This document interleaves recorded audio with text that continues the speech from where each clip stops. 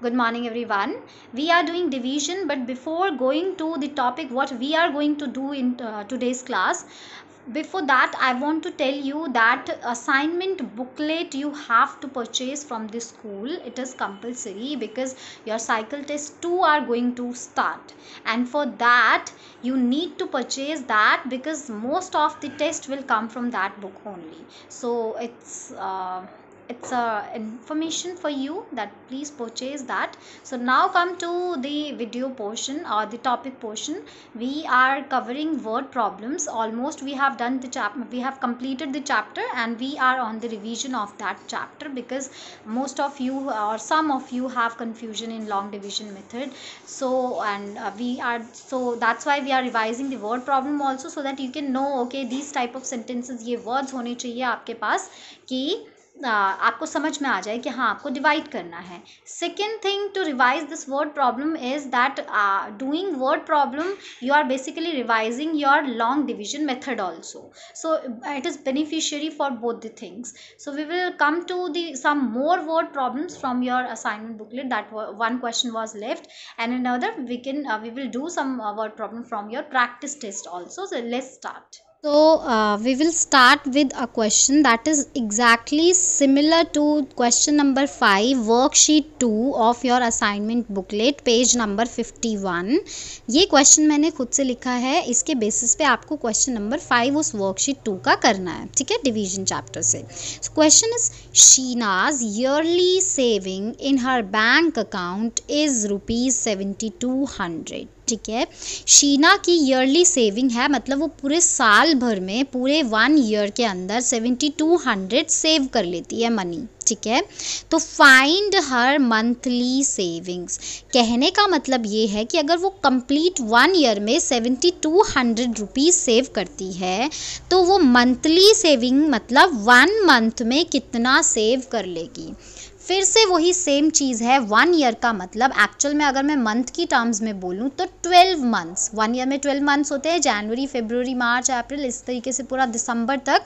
ठीक है, तो बिकॉज 1 ईयर में 12 मंथ्स होते हैं तो इसका बेसिकली मीनिंग ये हुआ कि वो अपने 12 मंथ्स में 7200 रुपीज़ सेव करती है.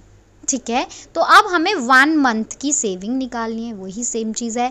12 मंथ्स मीन्स मैनी मंथ्स के बारे में हमें पता है, टोटल 7200 है, and we want to find for 1 month saving.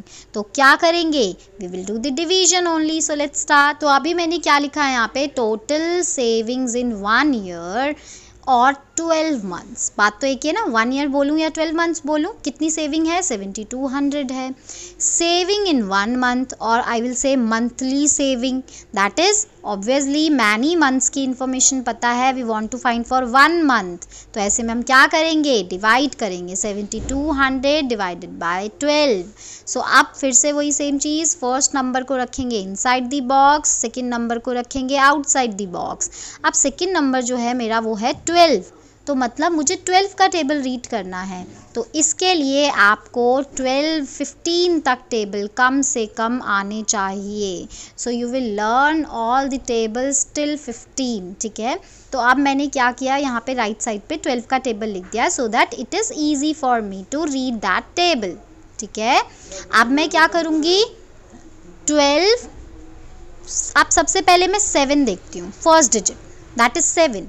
7 तो छोटा है 12 से, मेरा काम 7 से नहीं चलेगा. फिर मैं क्या करूँगी, 2 भी ले लूँगी, so it will become 72 now. अब मैं 12 के टेबल में 72 को ढूंढूंगी. 72 कहाँ है, 12 1s are 12, 2s are 4, 24, 36 and 12 6s are 72. I got this. तो मैंने लिख दिया 12 6s are 72. अभी 72 माइनस 72 कितना हो जाएगा, क्रॉस, नथिंग, 0. ठीक है, अब ये जो नेक्स्ट डिजिट है इसको मैं पुट करूँगी यहाँ पे 0.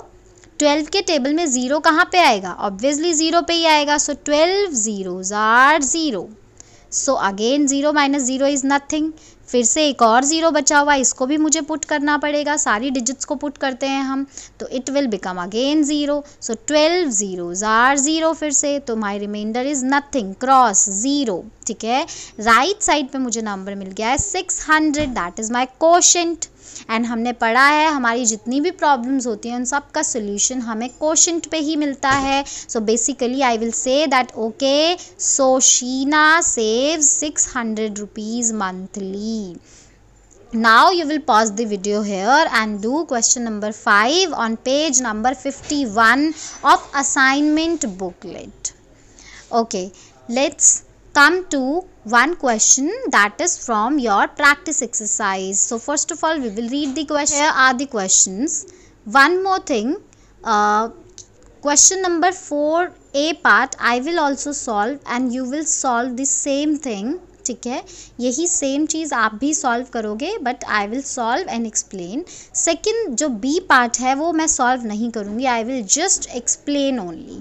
ठीक है, तो बिकॉज मैं बी पार्ट सॉल्व नहीं कर रही हूँ वो आप डायरेक्टली सॉल्व करोगे. I am just explaining what is this question saying. ठीक है, question is the Mumbai Rajdhani express has 5 2-tier coaches. ठीक है, राजधानी एक्सप्रेस ट्रेन जो है उसके अंदर 2-tier कोचेस हैं.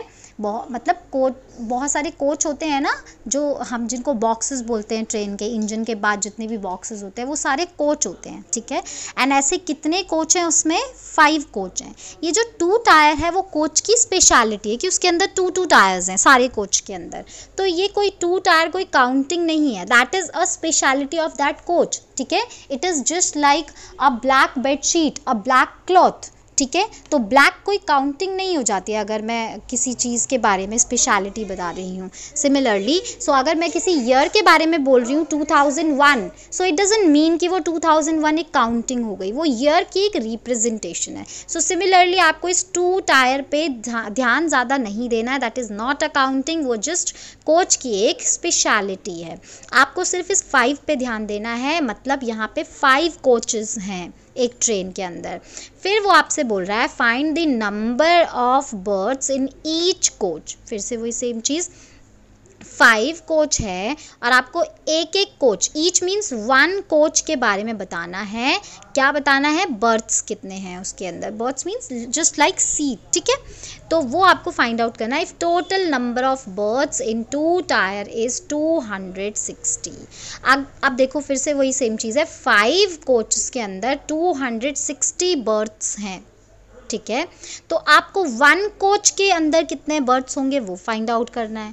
तो हम क्या करेंगे, मैनी 5 की इंफॉर्मेशन पता है, टोटल 260 हैं और हमें 1 कोच की इंफॉर्मेशन फाइंड आउट करनी है. So what we will do in that, again we will do the division only. So this question you will do by yourself, you will write the proper sentences and then do the division only. ठीक है, so practice yourself. Okay, coming to A part, this I will solve for you, I will explain also and then you will do by yourself and then check कि आपने बिल्कुल सही से किया है या नहीं किया है. So there are 365 days in a year. ठीक है, एक ईयर में 365 days होते हैं, ये आपको पता है. ठीक है, how many weeks are there and how many days are left if any. मतलब क्या है, सपोज़ मेरे पास 13 टॉफ़ीज़ थी. ठीक है, मैंने क्या किया, 4 फ्रेंड्स में 3 टॉफ़ीज़ को डिवाइड कर दिया, डिस्ट्रीब्यूट किया.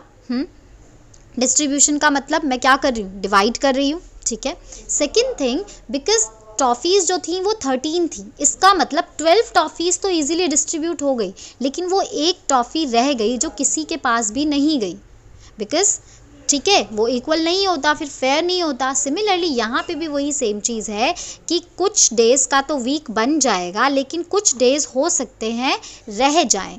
तो वो आपसे पूछा हुआ है कि कितने डेज़ जो हैं वो लेफ़्ट हो जाएंगे, मतलब छूट जाएंगे, रह जाएंगे. ठीक है, अब हम निकालेंगे कैसे. सबसे पहले तो वीक क्या होता है, वीक का मतलब होता है 7 days, Sunday, Monday, Tuesday, Wednesday, Thursday, Friday, Saturday, Sunday.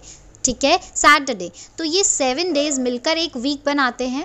इसका मतलब हमें बेसिकली 7 डेज़ का फाइंड आउट करना है। हमें टोटल वीक्स का कंप्लीट मैनी वीक्स की हमें पता है टोटल 365 डेज़ हैं और हमें 7 डेज़ का हमें फाइंड आउट करना है कितने वीक्स होंगे। तो अगेन ये 365 डेज़ जो हैं वो 7 डेज़ में डिस्ट्रीब्यूट हो जाएंगे डिफरेंट वीक्स के लिए, इसलिए क्योंकि डिस्ट्रीब्यूशन हो रहा है सो वी विल डिवाइड है। तो अभी मैंने क्या लिख दिया, number of days in 1 year is equals to 365 days. ठीक है, फिर हम आते हैं नेक्स्ट चीज़ पे, number of days in a week means 1 week में कितने डेज होते हैं, 7 डेज होते हैं। तो अभी फिर से वही कॉन्सेप्ट आ रहा है कि हमें 365 डेज़ को 7 डेज़ के ग्रुप्स में और वीक में डिस्ट्रीब्यूट कर देना है, डिवाइड कर देना। So it means it is division only. So अब अगर हमें निकालना है कि भाई इससे कितने वीक्स बन जाएंगे, ऐसे करके 7 डेज़ के कितने वीक्स बनेंगे, तो वो फाइंड आउट करने के लिए हमने डिवाइड कर दिया 365 डिवाइडेड बाय 7। ठीक है, क्वेश्चन था और कितने डेज बच जाएंगे, तो उसके लिए नंबर ऑफ डेज लेफ्ट वो कैसे फाइंड आउट करेंगे हम, जब हम डिवाइड कर रहे होंगे तो जो हमारा नंबर एक्स्ट्रा बच जाता है reminder, that always tells us about the left over things, और जो भी चीज़ें हमारी एक्स्ट्रा बच जाती हैं उसके बारे में बताता है। तो जो भी डेज लेफ्ट होंगे वो हमें रिमाइंडर में मिल जाएंगे। ठीक है, सो लेट्स स्टार्ट डिवाइडिंग। डिवाइड करने के लिए फर्स्ट नंबर 365 उसको लिखेंगे बॉक्स के अंदर, 7 आउटसाइड दी बॉक्स लिखेंगे।